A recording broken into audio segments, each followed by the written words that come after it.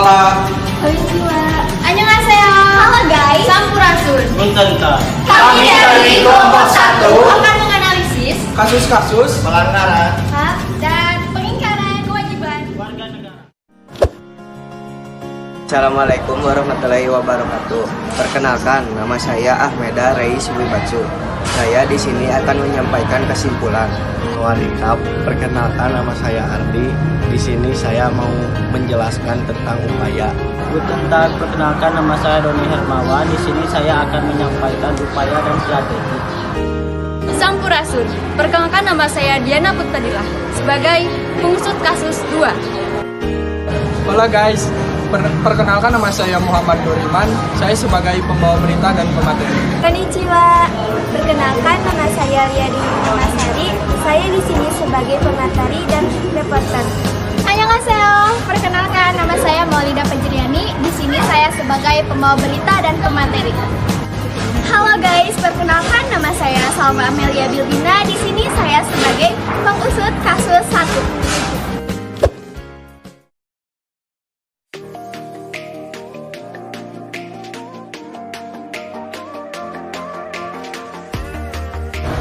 Makna hak dan kewajiban warga negara. Hak merupakan semua hal yang Anda peroleh atau dapatkan. Hal tersebut dapat berbentuk kewenangan atau kekuasaan untuk melakukan sesuatu. Setiap hak yang diperoleh merupakan akibat dari dilaksanakannya kewajiban. Hak baru bisa diperoleh apabila kewajiban sudah dilakukan. Hak asasi manusia adalah hak yang melekat pada diri setiap pribadi manusia. Hak asasi manusia itu berbeda dari pengertian hak warga negara. Hak warga negara merupakan seperangkat yang melekat dalam diri manusia dalam kedudukannya sebagai anggota dari sebuah negara. Kewajiban diartikan sebagai segala sesuatu yang harus dilaksanakan dengan penuh tanggung jawab. Kewajiban warga negara dapat diartikan sebagai tindakan atau perbuatan yang harus dilakukan oleh seorang warga negara sebagaimana diatur dalam perundang-undangan yang berlaku. Kewajiban hak asasi manusia merupakan kewajiban dasar setiap orang. Dengan kata lain, kewajiban asasi terlepas dari status kewarganegaraannya yang dimiliki oleh orang tersebut. Sementara itu, kewajiban warga negara dibatasi oleh status kewarganegaraannya seseorang. Hak dan kewajiban warga negara merupakan dua hal yang saling berkaitan. Keduanya memiliki hubungan sebab akibat. Seseorang mendapatkan hak karena kewajibannya dipenuhi. B. Substansi hak dan kewajiban warga negara dalam Pancasila. Pancasila merupakan ideologi yang mengedepankan nilai-nilai kemanusiaan. Pancasila sangat menghormati hak dan kewajiban setiap warga negara. Pancasila menjamin hak asasi manusia melalui nilai-nilai yang terkandung di dalamnya. Nilai-nilai Pancasila dapat dikategorikan menjadi 3, yaitu nilai dasar, nilai instrumental, dan nilai praktis. Ketiga nilai tersebut secara langsung ataupun tidak langsung mengatur hak dan kewajiban warga negara sebagaimana dipaparkan berikut ini. 1.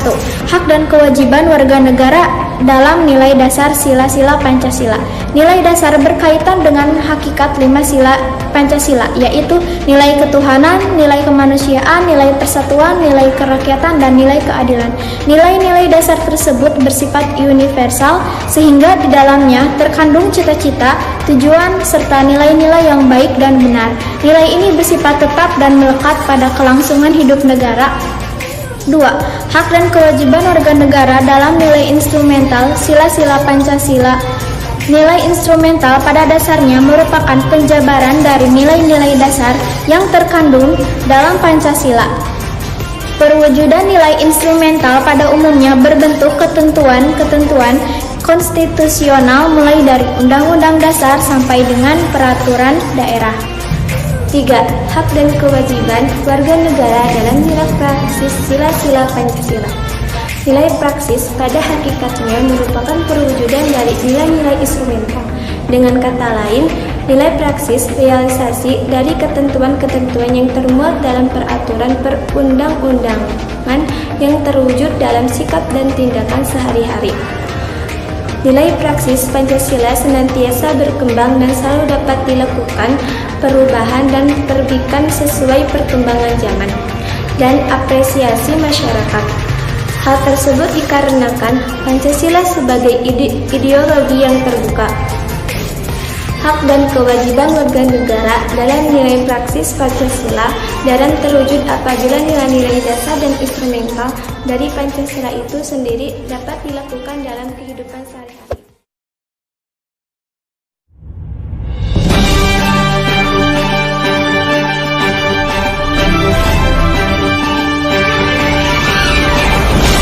Selamat pagi, pemirsa. Apa kabar Anda pagi ini?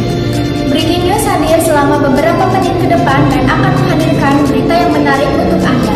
Tentunya berita utama hari ini terjadinya kekerasan terhadap anak perempuan yang terjadi di Denpasar. Bersama saya Maulida Fajriani dan rekan saya Muhammad Nuriman. Inilah Breaking News selengkapnya.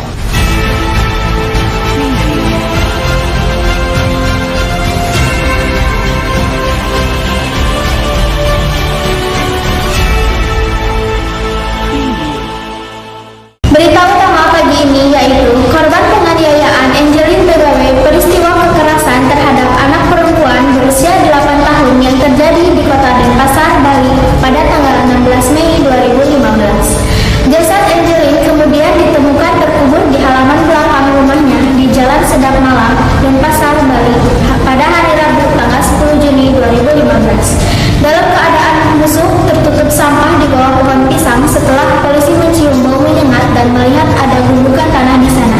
Selanjutnya polisi menyelidiki lebih mendalam dan menetapkan 2 orang tersangka pembunuh, yaitu Agustai Hambangmai, pembantu rumah tangga, dan Margriet Christina Megawe, ibu angkatnya.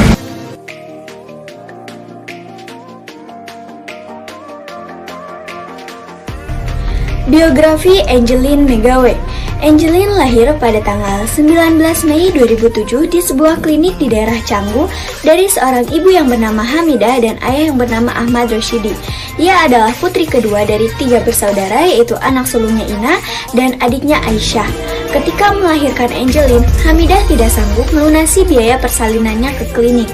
Saat sedang mengalami kesulitan yang demikian, seseorang mempertemukannya dan memperkenalkannya dengan Margriet Christina Megawe yang menawarkan bantuan untuk melunasi biaya sekaligus bermaksud untuk mengadopsi bayinya. Kronologi kasus pembunuhan Angelin. Angelin pertama kali dinyatakan hilang pada 16 Mei 2015 saat bermain di depan rumah orang tua angkatnya dan tidak pulang hingga 3 hari.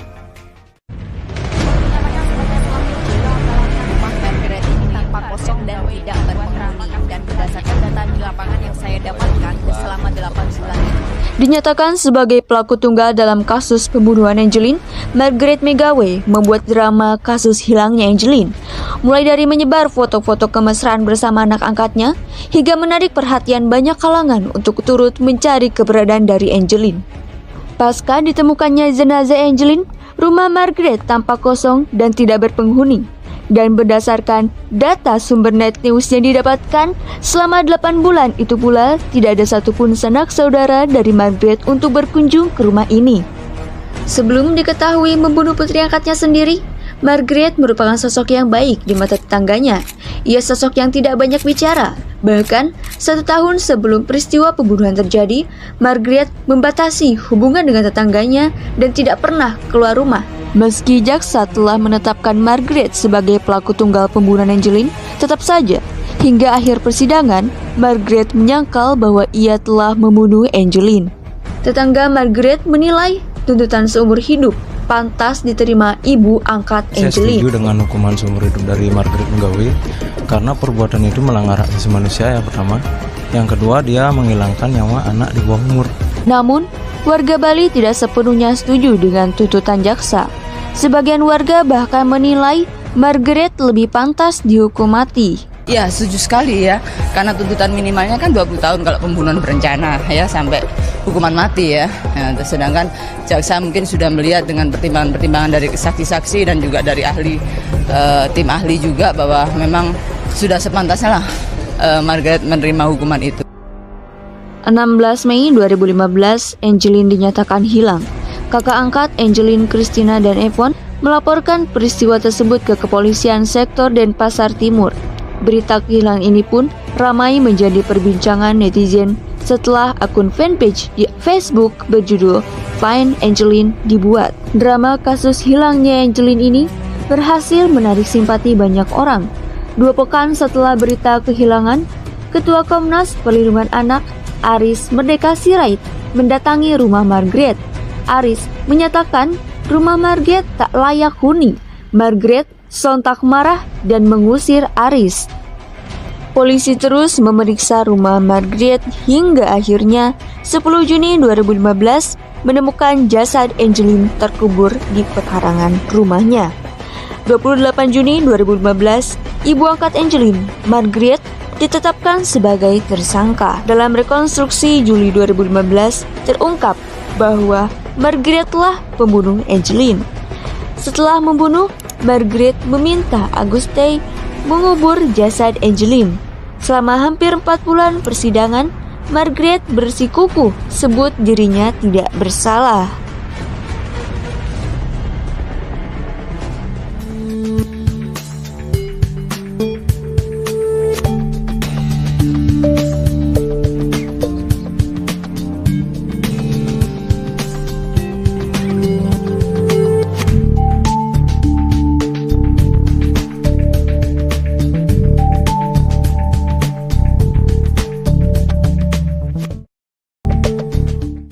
Untuk mengetahui pendapat dari mahasiswa mengenai kasus Angelin, Kami telah terhubung dengan rekan kerja kami.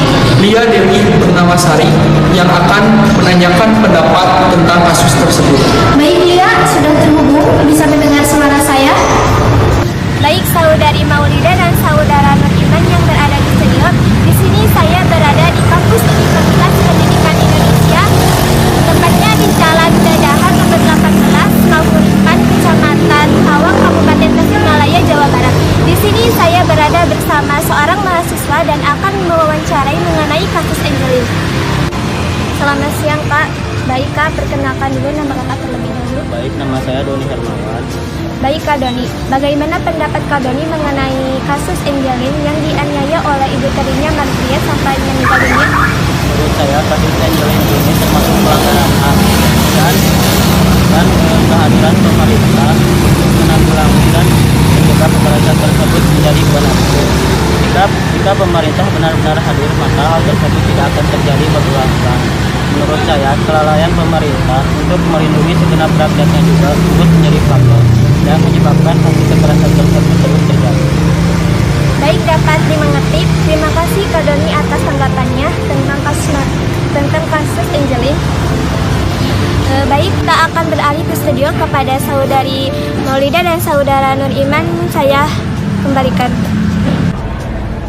Baik, terima kasih Saudari Lia yang sudah melaporkan di tempat. Berita selanjutnya yaitu seorang anak yang bernama Ari Hanggara dinyatakan meninggal dunia pada pukul 3 dini hari di tangan sang ayah. Korban ditemukan dalam keadaan babak belur dan luka memar. Di beberapa area tubuh sebanyak kurang lebih 40 luka. Biografi Ari Hanggara. Ari Hanggara lahir di Bogor, Jawa Barat pada tanggal 21 Desember 1977. Ari Hanggara terlahir sebagai anak kedua dari pasangan Martino Ediwan dan Dahlia Nasution yang menikah pada tahun 1975 dan dikaruniai 3 orang anak yang terdiri dari Anggi, Ari, dan Andi. Di tahun 1984, sebuah berita menyedihkan datang dengan tewasnya Ari Hanggara, anak kedua dari Martino Ediwan, secara tragis. Kronologi kasus Ari Hanggara. Menurut kabar yang beredar, Ari Hanggara memang sudah cukup lama disiksa oleh sang ayah dan ibu tirinya, Santi. Ari bersekolah di perguruan Cikini, Jakarta Pusat. Ayahnya menganggur selepas usahanya bangkrut dan Santi bekerja sebagai kantoran. Ari Hanggara, seorang anak yang berumur 7 tahun yang dianiaya, disiksa oleh ayah kandung dan ibu tirinya hingga meninggal dunia. Pemberitaan media masa kala itu sangatlah pecah dan heboh. Kala itu memang belum ada internet yang sangat canggih seperti saat ini. Namun, kasus Ari Hanggara dapat menyita perhatian rakyat Indonesia sampai ke pelosok desa. Film epik garapan sutradara Franklin Dorempandey itu telah menguras jutaan air mata penonton. Diketahui, Mahtino adalah seorang penganggur kelas berat dengan sifatnya yang pemalas. Di dalam rumah tangga antara Mahtino dan Dahlia, mereka berdua kerap terjadi adu mulut, bertengkar, serta bersih tegang, dan anak-anaknya lah yang menjadi korban. Dahlia sudah tidak tahan lagi dengan himpitan ekonomi keluarga serta pelakuan Mahtino. Akhirnya, mereka berdua bercerai. Waktu berlalu dengan cepat. Kala itu, Mahtino yang berada di luar kota dengan waktu yang cukup lama diketahui memiliki hubungan khusus dengan Santi, teman dari Dahlia. Terkadang, kekesalan Mahtino dilampiaskan kepada anak-anaknya. Menurut kabar yang beredar, Ari memang sudah cukup lama disiksa oleh sang ayah dan ibu tirinya. Ari bersekolah di perguruan Cikini, Jakarta Pusat. Penyiksaan berat mulai terjadi pada tanggal 14 Agustus 1984, di mana Mahtino menemukan sejumlah uang Rp8.500 di dalam tas sekolah milik Ari. Padahal, Mahtino mengatakan bahwa ia tak pernah memberi Ari uang sebanyak itu. Kejadian kedua terjadi pada tanggal 3 November 1984, di mana kembali ditemukan uang sejumlah Rp8.000 di dalam tas milik Ari. Seketika itu juga, Ari langsung dihajar menggunakan gagang sapu dan tangan Mahtino sendiri. Disebutkan juga bahwa Santi dengan teganya membenturkan kepala Ari ke dinding tembok. Menurut catatan kepolisian, Ari pada saat itu hanya diperbolehkan minum pada pukul 2 siang hari dan hanya diberi makan pada pukul 8 malam. Pada tanggal 5 sampai 7 November, Ari tidak diperbolehkan untuk masuk sekolah. Pada tanggal 7 November 1984, pada pukul 8 malam, Ari mendapatkan kembali siksaan, menghadap tembok kamar mandi dan diperintahkan jongkok berdiri secara bergantian. Jika tidak sanggup, Ari akan langsung dihajar oleh ayahnya. Nahasnya, sekitar tengah malam sang ayah terbangun dan murka begitu mendapati Ari sudah duduk di kursi sambil meminum air putih. Ari kemudian langsung dipukuli menggunakan gagang sapu secara bertubi-tubi. Sekitar pukul 3 pagi dini hari, Ari sudah tidak sanggup menahan rasa sakit dan langsung jatuh pingsan. Ari pun langsung dilarikan ke rumah sakit Cipto Mangunkusumo. Sayangnya, selama di perjalanan menuju ke rumah sakit, ternyata Ari sudah tidak bernyawa.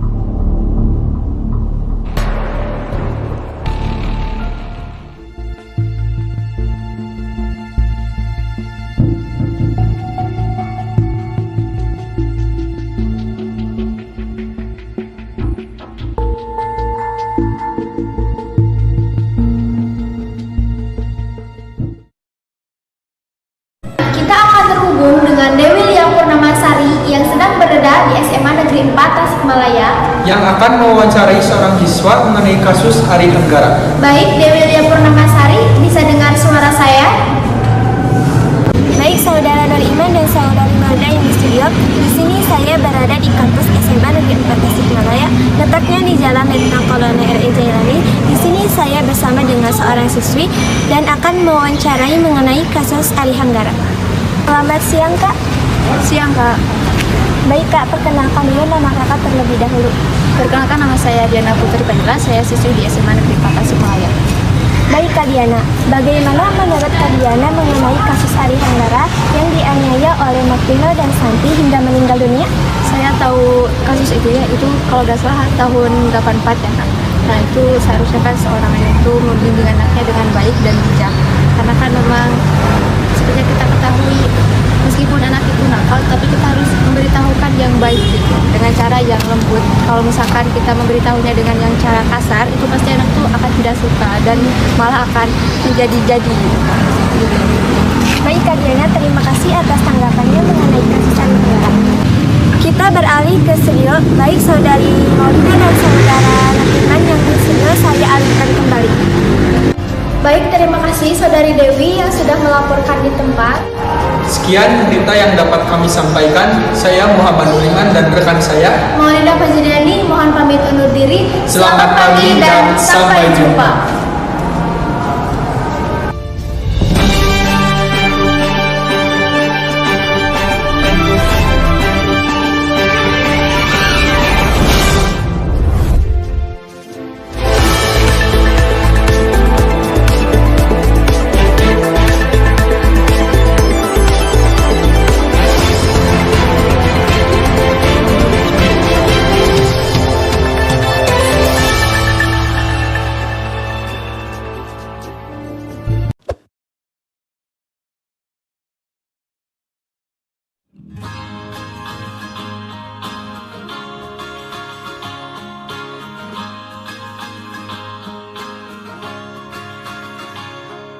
Mimpi adalah kunci untuk kita menaklukkan dunia.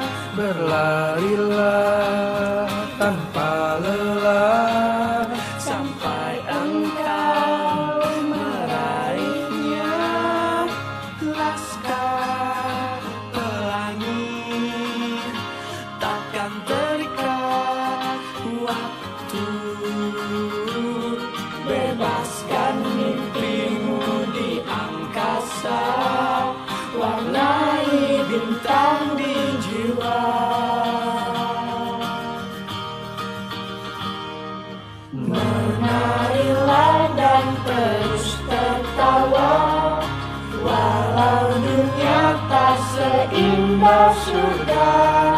Bersyukurlah pada yang kuasa, cinta kita di dunia selamanya. Selamanya. Yeay.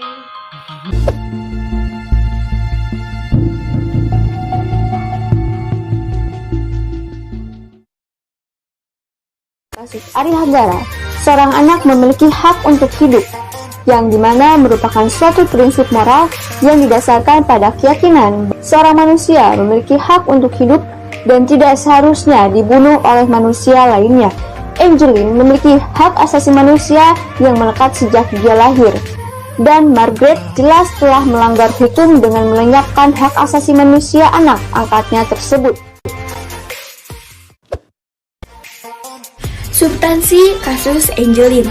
Negara Republik Indonesia menganut asas bahwa setiap warga negara mempunyai kedudukan yang sama di hadapan hukum dan pemerintahan. Margaret McGawe telah melanggar pelanggaran hak dan pengingkaran kewajiban warga negara. Majelis Hakim menyatakan terdakwa terbukti melanggar yang pertama, pasal 340 Kitab Undang-Undang Hukum Pidana tentang pembunuhan berencana berbunyi, barang siapa sengaja dan dengan rencana lebih dahulu merampas nyawa orang lain diancam karena pembunuhan dengan rencana dengan pidana mati atau pidana penjara seumur hidup atau selama waktu tertentu paling lama 20 tahun. Kedua, pasal 353 ayat 3 KUHP tentang subsidiar tentang penganiayaan yang mengakibatkan anak mati berbunyi, barang siapa dengan sengaja merampas nyawa orang lain diancam karena pembunuhan dengan pidana penjara paling lama 15 tahun. Ketiga, pasal 338 KUHP tentang pembunuhan berbunyi, barang siapa dengan sengaja merampas nyawa orang lain diancam karena pembunuhan dengan pidana penjara paling lama 15 tahun. Dan Agusta yang membantu Margaret dalam pembunuhan memutuskan perbuatan terdakwa melanggar pasal 340 KUHP berbunyi, barang siapa dengan sengaja dan dengan rencana lebih dahulu merampas nyawa orang lain diancam karena pembunuhan dengan rencana dengan pidana mati atau pidana penjara seumur hidup atau selama waktu tertentu paling lama 20 tahun. Kedua, pasal 56 KUHP tentang membantu pembunuhan berencana berbunyi, dipidana sebagai pembantu kejahatan. Yang pertama, mereka yang sengaja memberi bantuan pada waktu kejahatan dilakukan. Kedua, mereka yang sengaja memberi kesempatan sarana atau keterangan untuk melakukan kejahatan. Ketiga, pasal 181 KUHP tentang berperan serta ikut melakukan penguburan jenazah korban berbunyi, barang siapa mengubur, menyembunyikan, mengangkut, atau menghilangkan mayat dengan maksud hendak menyembunyikan kematian dan kelahiran orang itu, dihukum penjara selama-lamanya 9 bulan atau denda sebanyak-banyaknya Rp4.500. Negara Republik Indonesia menganut asas bahwa setiap warga negara mempunyai kedudukan yang sama di hadapan hukum dan pemerintahan. Mahtino telah melanggar pelanggaran hak dan pengingkaran kewajiban warga negara. Undang-Undang Nomor 4 Tahun 1979 tentang Kesejahteraan Anak, Lembar Negara Tahun 1979 Nomor 32, tambahan Lembaran Negara Nomor 3143, Bab 2 Hak Anak, Pasal 2, Ayat 1. Anak berhak atas kesejahteraan, perawatan, asuhan, dan bimbingan berdasarkan kasih sayang, baik dalam keluarganya maupun di dalam asuhan khusus untuk tumbuh dan berkembang dengan wajar. Ayat 2. Anak berhak atas pelayanan untuk mengembangkan kemampuan dan kehidupan sosialnya, sesuai dengan kebudayaan dan kepribadian bangsa, untuk menjadi warga negara yang baik dan berguna. Ayat 3. Anak berhak atas pemeliharaan dan perlindungan, baik semasa dalam kandungan maupun sesudah dilahirkan. Ayat 4. Anak berhak atas perlindungan terhadap lingkungan hidup yang dapat membahayakan atau menghambat pertumbuhan dan perkembangannya dengan wajar. Undang-Undang Republik Indonesia Nomor 35 Tahun 2014 tentang perubahan atas Undang-Undang Nomor 23 Tahun 2002 tentang perlindungan anak menetapkan bahwa setiap anak berhak untuk dapat hidup, tumbuh, dan berpartisipasi secara wajar sesuai dengan harkat dan martabat kemanusiaan serta mendapat perlindungan dari kekerasan dan diskriminasi. Setiap anak berhak atas suatu nama sebagai identitas diri dan status kewarganegaraan. Pasal 28A Undang-Undang Dasar Negara Republik Indonesia Tahun 1945 tentang Hak Asasi Manusia menetapkan bahwa setiap orang berhak untuk hidup serta berhak mempertahankan hidup dan kehidupannya. Pasal 28B Ayat 2 Undang-Undang Dasar Negara Republik Indonesia Tahun 1945 menyatakan bahwa setiap anak berhak atas kelangsungan hidup, tumbuh, dan berkembang serta berhak atas perlindungan dari kekerasan dan diskriminasi. Pasal 14 dan Pasal 15 Undang-Undang Nomor 1 Tahun 1946 yang mengatur tentang tindak pidana menyiarkan berita bohong yang menimbulkan keonaran. Pasal 14 Ayat 1 Undang-Undang Nomor 1 Tahun 1946 yaitu barang siapa dengan menyiarkan berita atau pemberitahuan bohong dengan sengaja menerbitkan keonaran di kalangan rakyat dihukum dengan hukuman penjara setinggi-tingginya 10 tahun. Pasal 14 ayat 2 yang berbunyi barang siapa menyiarkan suatu berita atau mengeluarkan pemberitahuan yang dapat menerbitkan keonaran di kalangan rakyat, sedangkan ia patut dapat menyangka bahwa berita atau pemberitaan itu adalah bohong, dihukum dengan penjara setinggi-tingginya 3 tahun. Pasal 15 Undang-Undang Nomor 1 Tahun 1946 merupakan rumusan baru di luar Pasal 171 KUHP. Lebih tepatnya, pasal ini mengadopsi pengaturan Terror Denning Nomor 19 Panhed Military Gazette tahun 1940. Pasal ini berbunyi, barang siapa menyiarkan kabar yang tidak pasti atau kabar yang berlebihan atau yang tidak lengkap, sedangkan ia mengerti setidak-tidaknya patut dapat menduga bahwa kabar demikian akan atau mudah dapat menerbitkan keonaran di kalangan rakyat, dihukum dengan hukuman penjara setinggi-tingginya 2 tahun. Pasal 351 KUHP tentang penganiayaan. Pasal 351 ayat 1, penganiayaan dihukum dengan hukuman penjara selama-lamanya 2 tahun, 8 bulan, atau denda sebanyak-banyaknya Rp4.500. Ayat 2, jika perbuatan itu menjadikan luka berat si tersalah, dihukum penjara selama-lamanya 5 tahun. Ayat 3, jika perbuatan itu menjadikan mati orangnya, dia dihukum penjara selama-lamanya 7 tahun. KUHP 338. Ayat 4, dengan penganiayaan disamakan merusak kesehatan orang dengan sengaja. Ayat 5, Percobaan melakukan kejahatan ini tidak dapat dihukum. KUHP 37, 53, 184S, 353S, 356, dan 487.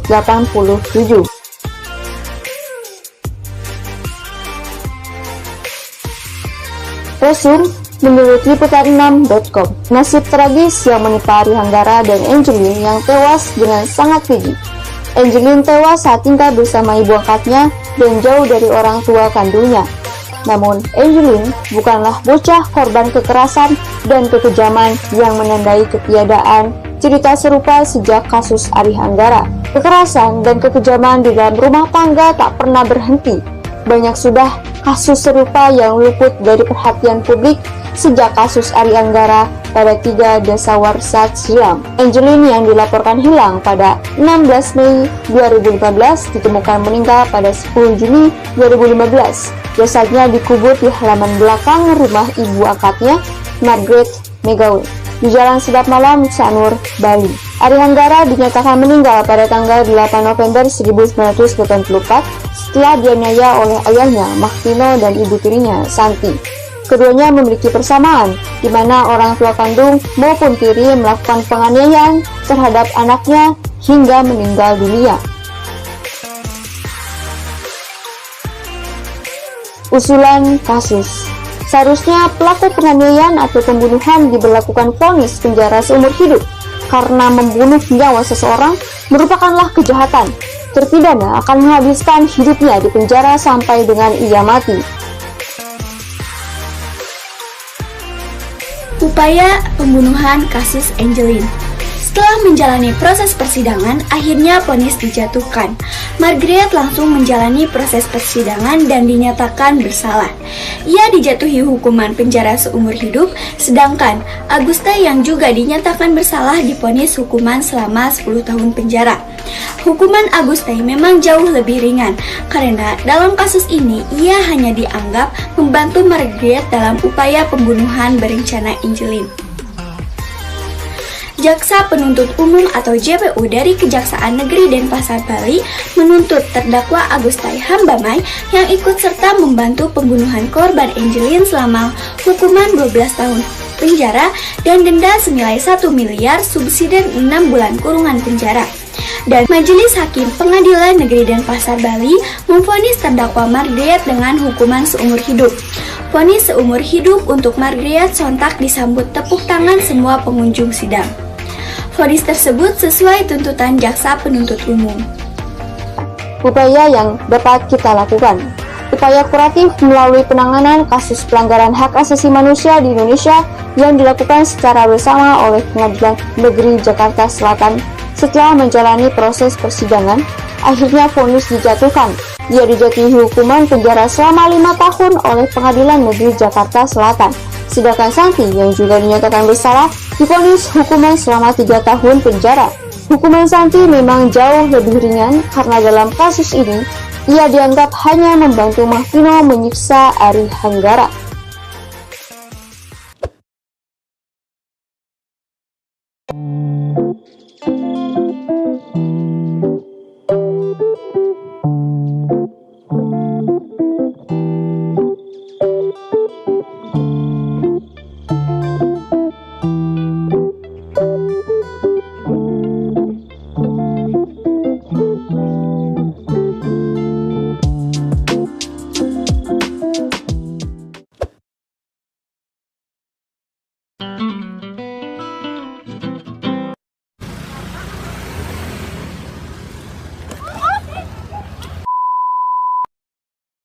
Behind the Cinecillum Park 1.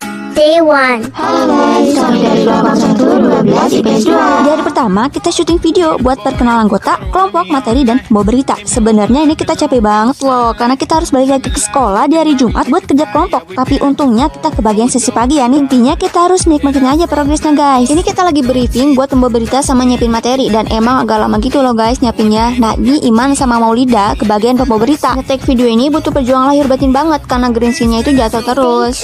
Di hari kedua ini kita lagi ngetek video nih. Jujurly ini struggling banget ngabisin waktu libur dan istirahat kita buat syuting video, karena emang kita ngambilnya hari Minggu. Hari Minggu kita ke sekolah loh guys. Kayak orangnya kan pada jalan-jalan gitu loh guys, main-main gitu kan kemana kayak, tapi kita malah kerja kelompok. Tapi nggak apa-apa sih, ini kewajiban ya guys, harus dilaksanakan gitu. Nih ini kita lagi di Universitas Pendidikan Indonesia buat syuting bagian Doni sama Lia, kebutuhan buat tanggapan mahasiswa. Widih, si paling mahasiswa gak sih ini? Nah ini kita lagi di gedung kesenian, tahu lah ya, di Dadaha. Ini syuting buat musik video kita alias hiburan gitu. Ini bulannya super moon, cantik banget parah. Sampai kemalaman. Ini emang sampai kemalaman ya guys, tapi seru, serasa kayak study tour. Batas kapan sih study tour? Anak-anakmu butuh refreshing nih, apalagi kelas 12 kan. Kok malah curhat sih anak hilang, jadi ditanggapin. Akhirnya selesai. Ini kita habis syuting video, langsung aja kita jajan karena emang perut kita itu butuh ganjelan makanan. Ini bukan ganjelan batu tapi makanan. Ini kita haus banget, jadi kita makan aja nih boba. Boba apa ya nih? Di hari ketiga ini kita masih syuting video di Menara Eiffel ya, SMA Negeri 4, karena emang kemarin tuh kehalang kan sama hujan-hujan gitu. Nah ini apa nih, Neng Salma Q.